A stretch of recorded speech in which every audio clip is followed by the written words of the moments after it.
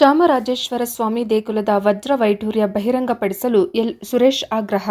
ಚಾಮರಾಜನಗರ ನಗರದ ಶ್ರೀ ಚಾಮರಾಜೇಶ್ವರ ದೇವಾಲಯದ ವಜ್ರ ವೈಢೂರ್ಯವನ್ನು ಸಾರ್ವಜನಿಕವಾಗಿ ಬಹಿರಂಗಪಡಿಸಬೇಕು ಎಂದು ದೇವಾಲಯದ ಮಾಜಿ ಧರ್ಮದರ್ಶಿ ಸುರೇಶ್ ಒತ್ತಾಯಿಸಿದರು.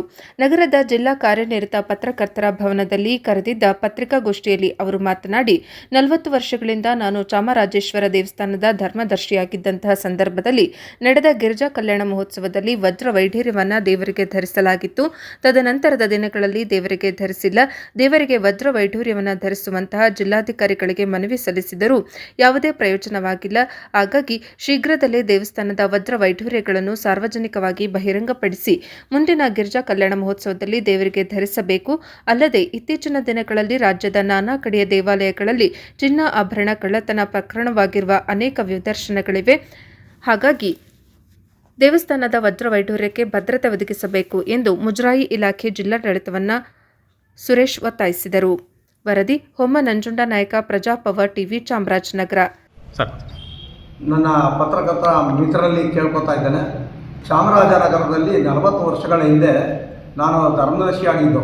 ನಾಗೇಶ್ವರು, ಕೃಷ್ಣಮೂರ್ತಿಯವರು, ಮರಣ್ಣವರು, ಇನ್ನೂ ಅನೇಕ ಜನ ಇದ್ದರು.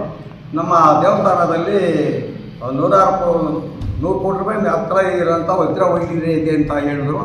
ಆಗ ಅದನ್ನು ಯಾಕೆ ಟ್ರೆಜರಿಲಿ ಹಂಗೆ ಇಟ್ಟಿದ್ದೀರಾ, ಅದನ್ನು ನಾವು ಯಾಕೆ ಜನಗಳಿಗೆ ಗಿರಿಜಾ ಕಲ್ಯಾಣ ಸಂದರ್ಭದಲ್ಲಿ ಆಗ ಆಗ್ತಾಯಿದ್ದಾರೆ ಅಂತ ಅದೇ ರೀತಿ ಹಾಕೋಣ ಅಂತ ಹೇಳಿದಾಗ, ಆಗ ತಹಶೀಲ್ದಾರ್ ಬಿ ರಾಮಕೃಷ್ಣ ಅವರು ಇದ್ದರು. ಅದಕ್ಕೆ ಅವಕಾಶ ಕೊಟ್ಟು ಪೊಲೀಸ್ ಬಂದೋಬಸ್ತಲ್ಲಿ ತೆಗೆದುಕೊಂಡು ಹೋಗಿ ಅಲ್ಲಿ ಜಡೆ ಬಂಗಾರ, ಬ್ರೋಚು, ಕಿರೀಟ ಎಲ್ಲ ಪಚ್ಚೆ ವಜ್ರಗಳು ಸಹಿತ ಇರೋದಂಥದ್ದನ್ನು ಆ ದಿನ ಆಗಿರೋದು ಇದು 30-35 ವರ್ಷಗಳ ಹಿಂದೆ. ಆದರೆ ಇತ್ತೀಚಿನ ದಿನಗಳಲ್ಲಿ ಬೇರೆ ಕಡೆ ದೇವಸ್ಥಾನಗಳಲ್ಲಿ ಚಿನ್ನಾಭರಣ ಕದ್ದಿತಾ ಇರೋದು, ಅಲ್ಲಿರೋರೆಲ್ಲ ಅದನ್ನು ಹಂಚ್ಕೋತಾರೋ. ಮೇಲ್ಕೋಟೆಯಲ್ಲಿ ಕಳೆದ ಬಾರಿ ಆಯಿತು. ಈಗ ನಿನ್ನೆ ನಮ್ಮ ಅಯ್ಯಪ್ಪ ಸ್ವಾಮಿ ದೇವಸ್ಥಾನದ ಮುಂಭಾಗದ ಇದನ್ನೇ ಇದು ಮಾಡ್ತಾರೆ ಅಂತ ಹೇಳಿದಾಗ, ಇವತ್ತು ಬೆಂಗಳೂರಲ್ಲಿ ಕೂಡ ಕರಗ ಸಂದರ್ಭದಲ್ಲಿ ಧರ್ಮರಾಯ ದೇವಸ್ಥಾನದಲ್ಲೂ ಕೂಡ ಒಂದು ನಕ್ಲೆಸು ಮಾಯ ಆಗಿ ತಿರ್ಗಾ ಅದನ್ನು ಏನೋ ನಡೀತಾ ಇದ್ದೆ ದಿನ ನೋಡ್ತಾ ಇದ್ದೀವಿ. ಈ ಎಲ್ಲ ನೋಡಿದಾಗ ಮೊನ್ನೆ ಗುಜರಾತ್ ಸಚಿವರಾದಂಥ ರಾಮಲಿಂಗ ರೆಡ್ಡಿಯವರು ಇದು ಪರಿಶೀಲನೆ ಮಾಡೋಣ, ಹಿಂಗಾಗಿದೆ ಅಂತ ಹೇಳಿದ್ದಾರೆ ಅಂತ ಹೇಳ್ತಾರೆ. ನಾನು ಮುಜರಾಯಿ ಇಲಾಖೆ ಸಚಿವರನ್ನ ಮತ್ತು ಇಲಾಖೆಯವ್ರನ್ನ ಕೇಳ್ಕೊತಾ ಇದ್ದೀನಿ. ಚಾಮರಾಜನಗರ ಒಂದೇ ಅಲ್ಲ, ಇಡೀ ಚಾಮರಾಜನಗರ ಅನೇಕ ಮಹಾರಾಜರು ಹುಟ್ಟಿರೋಂಥ ಇದು ಒಡೆಯರು ರಾಜ್ಯಪಾಲರಾಗಿದ್ದಂಥದ್ದು ಮೊಟ್ಟ ಮೊದಲು. ಆ ಮಹಾರಾಜರು ಎಲ್ಲೆಲ್ಲಿ ಕಟ್ಟಿದ್ದಾರೆ, ಏನೇನಿದೆ ಅದನ್ನೆಲ್ಲ ಒಂದು ಸಾರಿ ದಯವಿಟ್ಟು ಅದನ್ನು ಚಿನ್ನ ಒಡವೆಗಳನ್ನು ಏನಾಗಿದೆ ಅಂತ ಪರಿಶೀಲಿಸಿ ಜಿಲ್ಲಾಡಳಿತದವರು ಅದನ್ನು ಗಮನ ಹರಿಸಿ ಅದಕ್ಕೆ ಒಂದು ಸಾರ್ವಜನಿಕವಾಗಿ ಅದನ್ನು ಏನು ಹಿಂದೆ ಆಸ್ತಿ ಎಲ್ಲ ಬರೆದಿದ್ದಾರೆ, ತಾಲೂಕು ಆಫೀಸಲ್ಲಿದೆ ಏನೇನಿತ್ತು ಅಂತ, ಅದನ್ನು ಮಾಡಬೇಕು ಅಂತೇಳಿ ಚಾಮರಾಜನಗರ ಎಲ್ಲ ಭಕ್ತರ ಪರವಾಗಿ ನಾನು ಕೇಳ್ಕೊತಾನೆ. 365 ದಿನಕ್ಕೆ 365 ಜನರ ಹತ್ರ ದುಡ್ಡನ್ನು ಕಲೆಕ್ಟ್ ಮಾಡಿ ಪ್ರತಿದಿನ ಒಬ್ಬರ ಹೆಸರಲ್ಲಿ ಪೂಜೆ ಮಾಡೋಣ ಅಂತ ಹೇಳಿದ್ರು. ಆ ಪೂಜೆ ಮಾಡಿರೋ ದುಡ್ಡು ಕೆನರಾ ಬ್ಯಾಂಕಲ್ಲಿ ಇಟ್ಮೇಲೆ ಅದನ್ನು ಇವತ್ತವರೆಗೂ ಆ ದುಡ್ಡು ಏನಾಗಿದೆ ತೆಗೆದ್ರು ಏನು ಅನ್ನೋದು ಇವತ್ತವರೆಗೂ ಯಾರಿಗೂ ಗೊತ್ತಿಲ್ಲ. ಅದನ್ನು ತೆಗೆದು ಚಾಮರಾಜೇಶ್ವರ ದೇವಸ್ಥಾನ ಅಭಿವೃದ್ಧಿ ಮಾಡಿದ್ದಾರೆ ಅನೇಕ ಜನ.